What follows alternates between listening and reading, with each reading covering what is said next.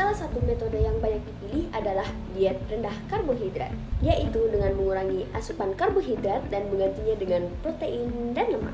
Obesitas menjadi masalah besar di seluruh dunia. Banyak orang mencari cara yang cepat untuk menurunkan berat badan.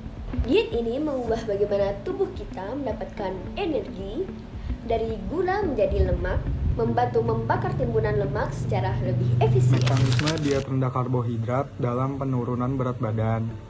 Diet rendah karbohidrat ini membatasi asupan karbohidrat harian dan meningkatkan proporsi asupan lemak dan protein. Mekanisme utama penurunan dari berat badan pada diet ini melibatkan beberapa jalur metabolik penting. Yang pertama ada pengurangan asupan glukosa dan penurunan insulin, di mana karbohidrat yang dikonsumsi dipecah menjadi glukosa yang memicu pelepasan insulin dari pankreas. Insulin bertugas membantu penyimpanan energi, terutama dalam bentuk lemak. Dalam diet rendah karbohidrat, kadar insulin menurun yang memungkinkan peningkatan lipolisis, di mana lemak tubuh dipecah menjadi asam lemak bebas dan glukosa. Penghambatan lipogenesis, yaitu pembentukan lemak baru dari kelebihan glukosa menjadi terhambat. Yang kedua ada peningkatan oksidasi asam lemak dan ketosis, di mana rendahnya glukosa memaksa tubuh mengubah sumber energi dari karbohidrat menjadi lemak. Asam lemak dioksidasi di mitokondria menghasilkan asetil-CoA. Ketika pasokan karbohidrat minim, asetil-CoA boleh dikonversikan menjadi badan keton di hati sebagai sumber energi alternatif bagi otak dan otot. Yang ketiga yaitu gluconeogenesis. Karena karbohidrat dibatasi, tubuh menghasilkan glukosa dari sumber non-karbohidrat seperti asam amino dan gliserol melalui gluconeogenesis di hati. Ini menjaga kadar glukosa darah tetap stabil meski tidak ada asupan langsung dari makanan. Yang keempat, itu ada penurunan glikogen dan penurunan berat air. Glikogen disimpan dalam hati dan otot bersama air.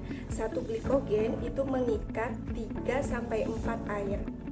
Ketika glikogen digunakan karena rendahnya asupan karbohidrat, disitulah terjadi penurunan berat badan secara cepat karena tubuh kehilangan air.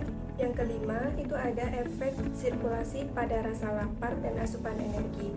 Meningkatkan rasa kenyang, asupan protein dan lemak yang lebih tinggi lebih lama bertahan dalam saluran pencernaan, sehingga asupan energi secara tidak sengaja turun secara drastis tanpa harus menghitung kalori secara ketat.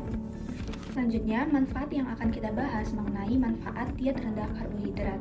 Diet rendah karbohidrat termasuk diet ketogenik, umumnya mengurangi asupan karbohidrat menjadi lebih kurang dari 50 gram per hari dan meningkatkan proporsi lemak dan protein. Beberapa manfaat utamanya yaitu yang pertama, penurunan berat badan menjadi lebih cepat atau jangka pendek. Diet rendah karbohidrat menurunkan kadar insulin, yaitu hormon yang menyimpan lemak, sehingga tubuh beralih ke lipolisis, yaitu pemecahan lemak, dan ketosis untuk energi. Banyak penelitian yang menunjukkan bahwa diet ini lebih efektif daripada diet rendah lemak dalam menurunkan berat badan selama 3-6 bulan pertama. Selanjutnya, manfaat yang kedua yaitu kontrol gula darah dan diabetes tipe 2, yaitu membantu menurunkan kadar glukosa darah dan HbA1c serta meningkatkan sensitivitas insulin. Sangat efektif untuk pasien diabetes tipe 2, bahkan dapat mengurangi atau menghentikan penggunaan obat antidiabetik. Selanjutnya, manfaat yang ketiga yaitu perbaikan profil lipid, menurunkan trigliserida secara signifikan dan meningkatkan kadar HDL. Pada sebagian individu, LDL bisa tetap stabil atau sedikit naik meskipun komposisi partikelnya berubah menjadi kurang aterogenik. Selanjutnya, manfaat yang keempat yaitu mengurangi nafsu makan. Protein dan lemak memberikan rasa kenyang lebih lama sehingga mengurangi total asupan kalori. Hormon seperti leptin, PYY, dan GLP-1 meningkat sehingga menghambat rasa lapar. Diet rendah karbohidrat memiliki beberapa resiko, di antaranya yang pertama adalah ketidakseimbangan elektrolit dan dehidrasi.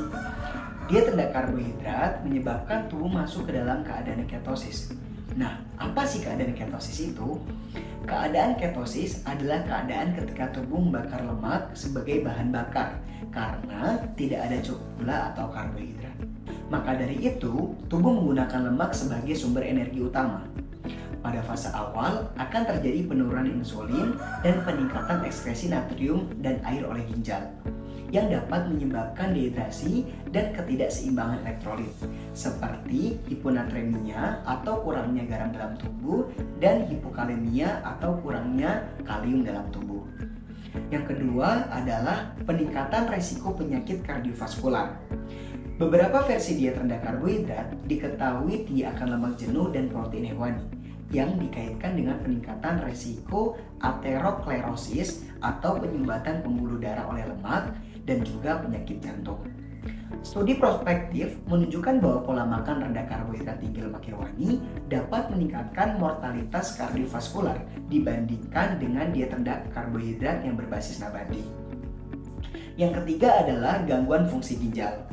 Asupan protein yang tinggi seperti yang biasa ditemukan dalam diet rendah karbohidrat dapat meningkatkan beban kerja ginjal dan mempercepat penurunan fungsi ginjal, terutama pada individu dengan penyakit ginjal kronis atau yang berisiko. Yang keempat adalah resiko defisiensi mikronutrien atau kebutuhan vitamin dan mineral oleh tubuh dalam jumlah yang kecil. Pembatasan konsumsi buah, biji-bijian, dan sayuran dalam diet rendah karbohidrat dapat menyebabkan kekurangan vitamin dan mineral yang penting seperti vitamin C, vitamin A, magnesium, dan serat. Hal ini tentu saja akan meningkatkan risiko konstipasi atau yang biasa dikenal dengan sembelit, kelelahan, dan juga gangguan imunitas. Yang kelima adalah risiko gangguan mood dan fungsi otak. Karbohidrat berperan dalam sintesis serotonin atau salah satu jenis neurotransmitter yang mengatur mood dan tidur. Kekurangan karbohidrat dapat menyebabkan iritabilitas seperti mudah marah dan tersinggung, insomnia atau gangguan tidur, dan gangguan kognitif ringan. Yang terakhir adalah peningkatan risiko kanker kolorektal. Diet rendah karbohidrat yang rendah serat dan tinggi daging merah telah dikaitkan dengan peningkatan risiko kanker usus besar karena kurangnya serat mengganggu proses fermentasi usus dan keseimbangan mikrobiota.